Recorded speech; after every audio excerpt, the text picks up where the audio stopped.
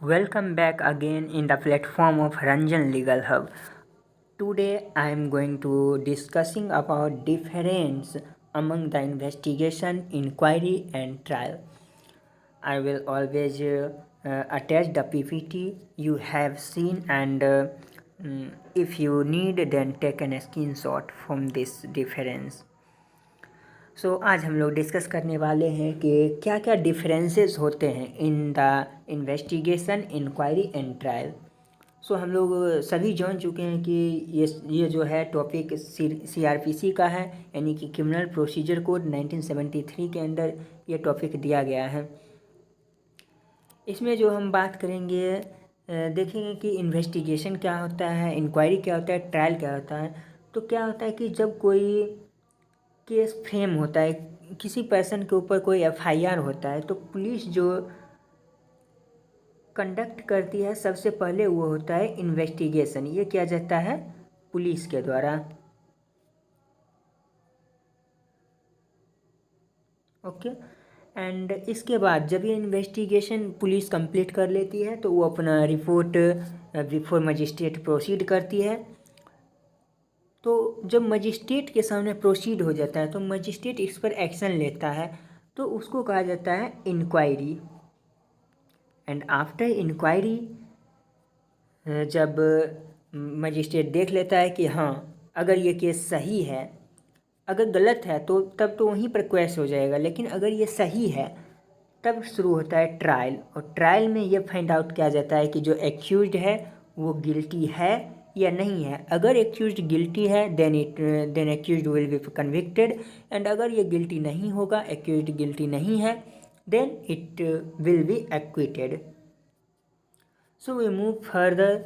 The investigation जो होता है ये फर्स्ट स्टेज कंसिडर किया जाता है। किसी भी FIR का या कोई भी केस जब आता है तो फर्स्ट स्टेज पर जो होता है वो इन्वेस्टिगेशन होता है। इंक्वायरी को सेकेंड स्टेज कंसिडर किया जाता है and trial is a third stage. इसमें फर्स्ट डिफरेंस ये है कि it is conducted by police officer और by an authorised person other than magistrate. ये जो इन्वेस्टिगेशन है ये किसके द्वारा कंडक्टेड करवाया जाएगा? बाय द पुलिस ऑफिसर और बाय एनी ऑथराइज्ड पर्सन, जो कि जिसको कि ऑथराइज किया जाएगा इन्वेस्टिगेशन करने के लिए, उसी पर्सन के द्वारा कंसिडर किया जाएगा। इसमें मजिस्ट्रेट नहीं होगा। मजिस्ट्रेट इसमें किसी प्रकार का इन्वॉल्वमेंट मजिस्ट्रेट का नहीं होगा। सेकेंड स्टेज है इंक्वायरी। इसमें क्या होता है कि it is conducted by court of magistrate, यानी कि ये जो सेकेंड स्टेज है इंक्वायरी, ये किसी भी कोर्ट के द्वारा या किसी भी मजिस्ट्रेट के द्वारा कंडक्ट करवाया जाएगा। ऐसा नहीं है कि इंक्वायरी भी पुलिस के द्वारा ही कंडक्ट करवा दिया जाएगा। इन्वेस्टिगेशन पुलिस के द्वारा कंडक्ट करवाया जाएगा और इंक्वायरी ये किसी भी कोर्ट के द्वारा या मजिस्ट्रेट के द्वारा कंडक्ट करवाया जाएगा। और जब हम थर्ड स्टेज पर देखते हैं trial, it is conducted by court और मजिस्ट्रेट। ट्रायल जो है ये तो निश्चित ही है कि किसी कोर्ट में होगा, तो ये कोर्ट में या किसी कोर्ट के द्वारा कंडक्ट करवाया जाएगा या किसी मजिस्ट्रेट के द्वारा कंडक्ट करवाया जाएगा। The second difference is section 2H of the code of criminal procedure define investigation, यानी कि कोड ऑफ क्रिमिनल प्रोसीजर में इन्वेस्टिगेशन कहाँ पे दिया हुआ है? तो section 2H of the code CRPC। Inquiry कहाँ पे दिया हुआ है? तो section 2G of the code, यानी कि section 2G of the criminal procedure code 1973 में इंक्वायरी को डिफाइन किया गया है। बट ट्रायल कहाँ पे दिया हुआ है? तो trial is not defined under the code, यानी कि ट्रायल क्रिमिनल प्रोसीजर कोड में कहीं डिफाइन ही नहीं है। कहाँ पे ट्रायल क्या होता है इसको कहीं डिफाइन नहीं किया गया है। ये बहुत सारे केस में ऑनरेबल सुप्रीम कोर्ट के द्वारा, हाई कोर्ट के द्वारा अराइज हुए हैं, जिसमें कि एक जो केस था, आई मेंशन द केस, एक जो केस था इसका नाम था Harchand Singh versus state of Haryana. ये 1974 का केस है, सुप्रीम कोर्ट के द्वारा डिसाइड किया गया है, SCR 1583।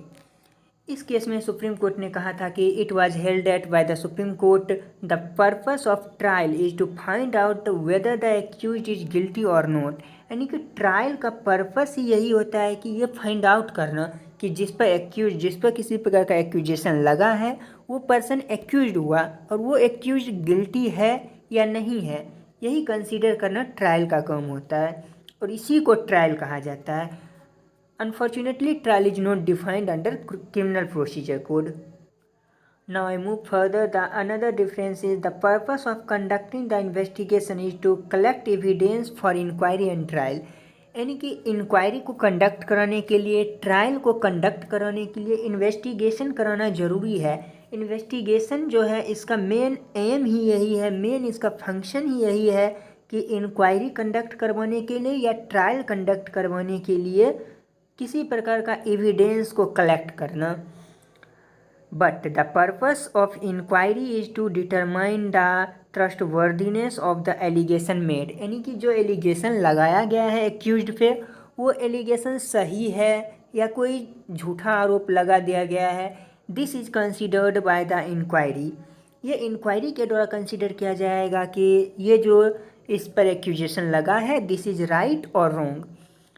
In the trial The purpose of trial is judicial determination or any questions relating to guilt or innocence of the accused. यानी कि ट्रायल का जो मेन एम है, ट्रायल का जो मकसद होता है उसका ये फाइंड आउट करना होता है कि जिस पर एक्यूजेशन लगा है, जो एक्यूज्ड पर्सन है, the person who has made an allegation, वो पर्सन गिल्टी है या नहीं है, वो गिल्टी है या इनोसेंस है। This is find out by the trial proceedings.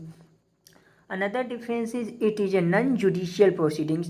जो इन्वेस्टिगेशन है ये एक नॉन जुडिशियल प्रोसीडिंग्स है, इसमें किसी प्रकार का जुडिशरी का इन्वॉल्वमेंट नहीं होता है। This is conducted by the executive person. जो पुलिस ऑफिसर होता है थाना का, किसी भी पुलिस स्टेशन का पुलिस ऑफिसर होगा, they conducted judicial proceedings, they conducted the investigation, क्योंकि जो इन्वेस्टिगेशन होगा वो नॉन जुडिशियल प्रोसीडिंग्स है, इसमें किसी प्रकार का जुडिशरी का इन्वॉल्वमेंट नहीं होगा। ऐसा ज़रूरी नहीं है कि सिर्फ कोई पुलिस स्टेशन का पुलिस ही कर सकता है, इसमें कोई और जो अथॉरिटी है जिसको कि ऑथराइज किया गया है किसी भी इन्वेस्टिगेशन को कंडक्ट कराने के लिए, वो भी इसमें इन्वेस्टिगेशन कर सकता है, but they are also a non judicial person. And in inquiry it में भी जुडिशियल और नॉन जुडिशियल प्रोसीडिंग्स। इंक्वायरी जो है ये जुडिशियल भी हो सकता है एंड नॉन जुडिशियल भी हो सकता है। ऐसा ज़रूरी नहीं है कि ये इंक्वायरी जो है ये कोर्ट के द्वारा कंडक्ट करवाया जाएगा, तो ये सिर्फ जुडिशियल प्रोसीडिंग्स ही होगा, क्योंकि अगर कोई एक्यूज जिस पर कि एलिगेशन लगा है वो अगर इनोसेंस हो जाता है, इनोसेंस साबित हो जाता है, कोई सा झूठा आरोप साबित हो जाता है in the inquiry proceedings, then it is considered as a non-judicial proceedings and trial it is a judicial proceeding। क्योंकि ट्रायल जब भी कंडक्ट होगा, ट्रायल का जहाँ पर भी आएगा वो ट्रायल जो होगा वो हमेशा ऑलवेज जुडिशियल प्रोसीडिंग्स होगा, क्योंकि ये किसी भी कोर्ट में कंडक्ट करवाया जाएगा। ऐसा नहीं है कि लेजिस्लेटिव बॉडी ट्रायल कंडक्ट करवा रही हो, एग्जीक्यूटिव बॉडी ट्रायल कंडक्ट करवा रही हो, ऐसा बिल्कुल भी नहीं है। Trial is only conducted in judicial proceedings. किसी भी जुडिशियल के, कोई भी जुडिशरी के ब्रांच में ही ट्रायल कंडक्ट करवाया जाएगा। Another difference is it ends with submission of closure report और चार्जशीट। यानी कि जो इन्वेस्टिगेशन होता है ये ख़त्म कहाँ पर होगा, तो ये जब क्लोजर रिपोर्ट या चार्जशीट, जिसको कि चार्जशीट कहा जाता है, उसी को लोकल लैंग्वेज में क्लोजर रिपोर्ट कहा जाता है, जब वो सबमिट कर दिया जाएगा तो इन्वेस्टिगेशन का प्रोसीडिंग्स ख़त्म हो जाएगा। But inquiry it ends with charge और डिस्चार्ज ऑफ एक्यूज्ड। जब कोई एक्यूज्ड पर कोई चार्ज, कोई एक्यूजेशन लगाया जाता है और अगर इंक्वायरी में उसके खिलाफ मिल गया कि हाँ ऐसा में भी पॉसिबल कि इसने ऐसा किया हो, तब उस पर चार्ज फ्रेम किया जाएगा। और जब उस पर चार्ज फ्रेम कर दिया गया, जिस टाइम चार्ज फ्रेम हो गया उस टाइम इंक्वायरी का प्रोसीजर ख़त्म हो जाएगा। बट अगर वो पर्सन जिस पर कि आरोप लगाया गया हो ऐसा साबित हो जाता है कि यह आरोप ही झूठा है, तो वो डिस्चार्ज हो जाएगा, वहाँ पर भी इंक्वायरी ख़त्म हो जाएगी। तो इंक्वायरी ख़त्म कहाँ पर होगी, या तो किसी पर्सन के ऊपर चार्ज फ्रेम हो जाए तो, या वो पर्सन डिस्चार्ज हो जाए तब इंक्वायरी कंडक्ट कंप्लीट हो जाएगी। Another is trial, it ends with conviction और एक्विटल। क्योंकि जब ट्रायल होगा, क्योंकि इंक्वायरी में ये आया होगा कि जिस पर एलिगेशन लगा है मे भी वो उसने क्राइम कमिट किया होगा, तभी ये ट्रायल कंडक्ट हुआ होगा। और ट्रायल कब ख़त्म होगा, जब कोई पर्सन या तो कन्विक्टेड हो जाएगा या एक्विटेड हो जाएगा। क्योंकि अगर वो कन्विक्टेड हो गया यानी कि उस पर जो दोष लगाया गया था वो साबित हो गया तो वो कन्विक्टेड हो जाएगा। लेकिन अगर जो उस पर आरोप लगा था, जो एलिगेशन लगा था, वो साबित नहीं हो पाया तो वो पर्सन एक्विट हो जाएगा। And the last difference but not the least, evidence cannot be taken on oath at the stage of investigation. Investigation में जो भी एविडेंस कलेक्ट किया जाएगा, किसी का अगर बयान दर्ज किया जा रहा है तो उसमें ओथ की कोई आवश्यकता नहीं है। पुलिस ऑफिसर्स या कोई ऐसा अथॉरिटी जो कि इन्वेस्टिगेशन कंडक्ट कर रही है वो ओथ नहीं लेगी किसी भी पर्सन से, डायरेक्टली उसका बयान लिया जाएगा, उसमें किसी प्रकार की ओथ की कोई नीड नहीं है। But in inquiry oath may be administered at the stage of inquiry, यानी कि इंक्वायरी के स्टेज में इट में भी ऐसा हो सकता है कि ओथ लिया जा सकता है, क्योंकि ये कोर्ट में कंडक्ट होगा तो ओथ लिया जा सकता है। But evidence is taken on oath in trial proceeding. अगर ट्रायल प्रोसीडिंग्स में किसी प्रकार का कोई बयान आ रहा है तो उसमें ओथ लेना it is a necessary proceedings, oath लेना ज़रूरी हो जाएगा। So this is basic difference among the investigation, inquiry and trial. So that's all about in my opinion about these three topics. Thank you.